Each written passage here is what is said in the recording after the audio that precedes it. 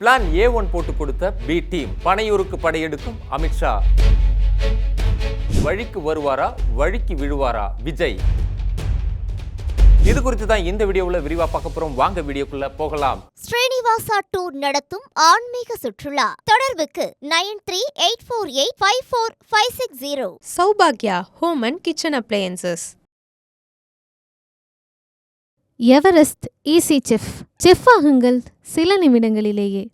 குமுதம் நேயர்களுக்கு வணக்கம். நான் உங்கள் இளையராஜா. இது குமுதம் ரிப்போர்ட். பீகாரில் பாஜக பெற்ற இமாலய வெற்றி அந்த கட்சியை மிகவும் அசுர பலசாலியாக்கி இருக்கிறது. பீகாரின் வெற்றிக்காக காத்திருந்த பாஜக தற்போது தன்னுடைய முழு கவனத்தையும் தமிழகத்தின் மீது திருப்பியிருக்கிறது. தற்போது பிரதமருடைய கோவை விசிட்டை தொடர்ந்து இனி சென்னையிலேயே அடிக்கடி முகாமிட திட்டமிட்டிருக்கும் மத்திய உள்துறை அமைச்சர் நேரடியாக சாட்டையை எடுக்கவிருப்பது அவர்களுடைய சொந்த கட்சியினரே எதிர்பாராத ஒன்றாக இருக்கிறது. குறிப்பாக எடப்பாடியை எப்படி கூட்டணிக்குள் வளைத்தார்களோ அதே யுக்தியை வைத்து விஜயையும் கூட்டணிக்குள் வளைக்க டெல்லி தலைமை திட்டமிட்டிருப்பதுதான் தமிழக அரசியலில் கதிகலங்க வைக்கும் தீகள் கலந்த ஒரு ட்விஸ்ட். பீகார் காற்று தமிழக வீசுகிறது என்று கடந்த நவம்பர் 19ஆம் தேதி அன்று பிரதமர் மோடி அவர்கள் கோவை விசிட்டின் போது சொன்னதன் உள்ளர்த்தமும் இதுவே. நாட்டினுடைய பல்வேறு மாநிலங்களை தங்களுடைய கட்டுப்பாட்டில் கொண்டு வந்துவிட்ட பாஜகவுக்கு தென்னிந்தியாவில் தமிழகமும் கேரளமும் மட்டுமே கடும் சவால்களாக இருக்கின்றன.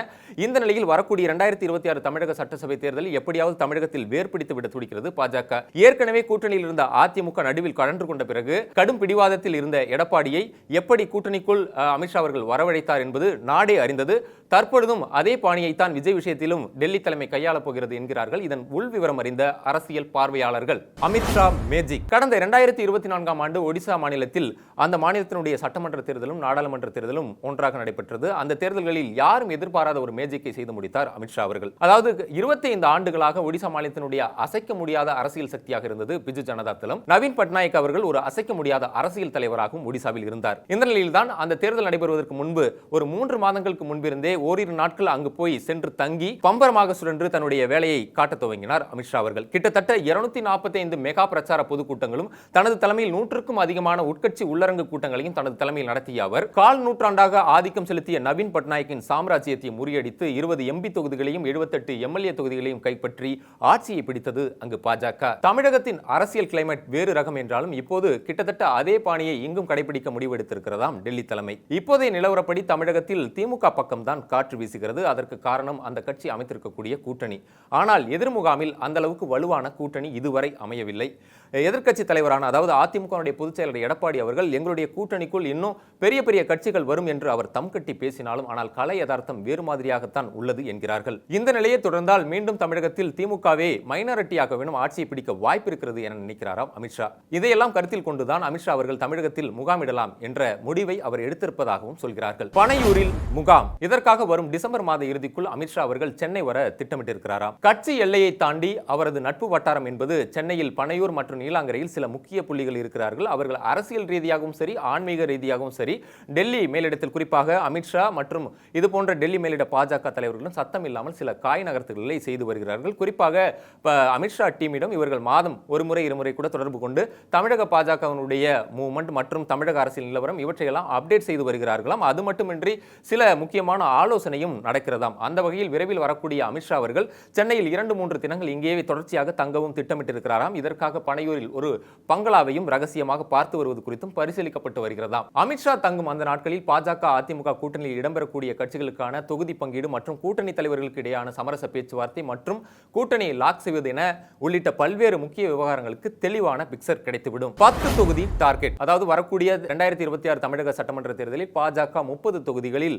போட்டியிட முடிவு செய்திருக்கிறதாம். அதாவது அதில் குறைந்தபட்சம் 10 - 15 தொகுதிகள் வெற்றி பெற வேண்டும் எனவும் அதை சொந்த கட்சியினருக்கு மட்டுமல்லாமல் அதிமுகவுக்கும் அழுத்தம் தர முடிவெடுத்திருக்கிறாராம் அமித்ஷா அவர்கள். அந்த வகையில் தங்களுடைய கூட்டணிக்கு தேமுதிக மற்றும் பாமகவையும் இழுக்க முயற்சிகள் நடக்கிறதாம். குறிப்பாக தேமுதிகவை பொறுத்தவரை அவர்கள் திமுக கூட்டணிக்கு போவதற்கு சில டிமாண்டுகளை வைத்திருக்கிறார்கள். அது என்னவென்றால் 12 சட்டமன்ற உறுப்பினர்கள் பிளஸ் 2 ராஜ்யசபா சீட்டுகள் பிளஸ் தேர்தல் செலவு இவற்றையெல்லாம் கவனிக்க வேண்டும் என்று டிமாண்ட் வைத்திருப்பதாக கேள்விப்பட்டிருக்கிறார்கள். ஆனால் அதிமுக தரப்பில் 15 சட்டமன்ற தொகுதிகளை ஒதுக்குவதாகவும் ஒரு ராஜ்யசபா சீட் உறுதியாக தருவதாகவும் தேர்தல் செலவுகளை ஏற்பதாகவும் உறுதி கொடுக்கப்பட்டிருப்பதாகவும் சொல்கிறார்கள். அதே போல பாமகவை பொறுத்தவரை ராமதாஸ் அவர்கள் ஸ்ரீகாந்தியை ராஜ்யசபா எம்பியாக ஆக்க வேண்டும் என்று விரும்புகிறாராம். அதற்கும் இவர்கள் ஓகே சொன்னது போலதான் சொல்கிறார்கள். மற்றபடி ராமதாஸ் விவகாரத்தை பொறுத்தவரை தொகுதி கணக்குகள் எல்லாம் பேசி முடித்து விட்டதாகவும் சொல்கிறார்கள். அதே போல அன்புமணி அவர்களும் இந்த கூட்டணிக்கு வர சம்மதம் தெரிவித்திட்டதாகவும் பேச்சுகள் அடிபடுகிறது. அதே போல அமமுக மற்றும் ஓபிஎஸ்ஸையும் எளிதாக இந்த கூட்டணிக்குள் இழுத்து விடலாம் என நினைக்கிறதாம் டெல்லி தலைமை. இப்போது நாம் விஜய் விவகாரத்திற்கு வருவோம். தலைக்கு மேல் கரூர் கத்தி. இப்படியாக கூட்டணி பலப்படுத்தப்பட்டாலும் விஜய் அவர்கள் கூட்டணிக்குள் வந்தால் 100% வெற்றி உறுதி என்று நம்புகிறதாம் டெல்லி தலைமை. இதற்காக விஜய் தங்களுடைய கூட்டணிக்கு கொண்டு வருவதற்கான அனைத்து அஸ்திரங்களையும் தயார் செய்து வருகிறாராம் அமித்ஷா அவர்கள். அதில் முதல் அஸ்திரமாக இருப்பது கரூர் விவகாரம். அதாவது தாவேகா தரப்பிலிருந்து சிபிஐ கரூர் விவகாரத்தில் அந்த பிரச்சார வாகனத்திலிருந்து பெற்ற அந்த சிசிடிவி ஃபுட்டேஜில் சில முக்கியமான ஆதாரங்கள் கிடைச்சிருக்குதான். குறிப்பா அந்த ஃபுட்டேஜில் முக்கியமான சில காட்சிகள்லாம் வெட்டப்பட்டு தான் தரப்பட்டதாகவும் சொல்கிறார்கள். இது தாவேகாவுக்கு சிக்கலை ஏற்படுத்தலாம் என்கிறார்கள். அது மட்டுமல்லாமல் தாவேகாவில் இருக்கக்கூடிய சில பாஜகவுக்கு ஆதரவான நபர்கள் சில முக்கியமான இந்த விவகாரம் தொடர்பான முக்கிய உரையாடல்களை ஆதாரங்களாகவும் அளித்திருக்கிறார்களாம். இதையெல்லாம் வைத்து வழக்கின் போக்கு எப்படி வேண்டுமானாலும் மாறலாம் என்கிறார்கள். ஒருவேளை பாஜக கூட்டணிக்கு விஜய் ஒத்துவராத பட்சத்தில் அவரை இந்த வழக்கில் ஒன்றாகவும் சேர்க்கலாம் என்றும் பேசிக்கொள்கிறார்கள். குழப்பத்தில் விஜய். என்னதான் காங்கிரஸ் பொதுச் செயலாளர் ராகுல் காந்தியுடன் விஜய் அவர்கள் டச்சில் இருந்தாலும் பீகார் தேர்தல் முடிவுகளுக்கு பிறகு விஜய் அவர்களும் காங்கிரசுடன் கரம் கோர்ப்பதில் சற்று சுணக்கம் காட்டுகிறாராம்.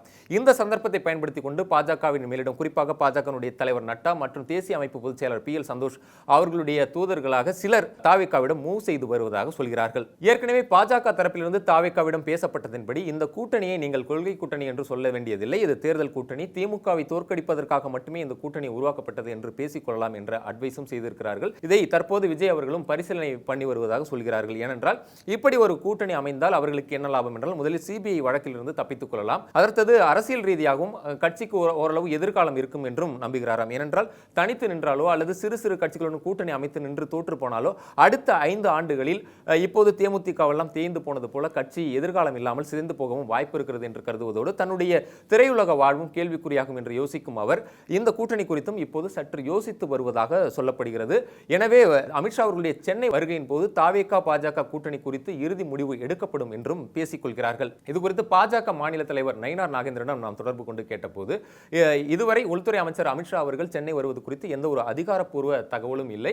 ஒருவேளை அவர் சென்னை வருவதாக இருந்தால் ஒரு வாரத்திற்கு முன்பாகவே காவல்துறையினர் பாதுகாப்பு பணிகளில் எல்லாம் ஈடுபடுவார்கள். தேர்தல் கூட்டணியை பொறுத்தவரை டெல்லி தலைமை தான் முடிவு செய்யும்.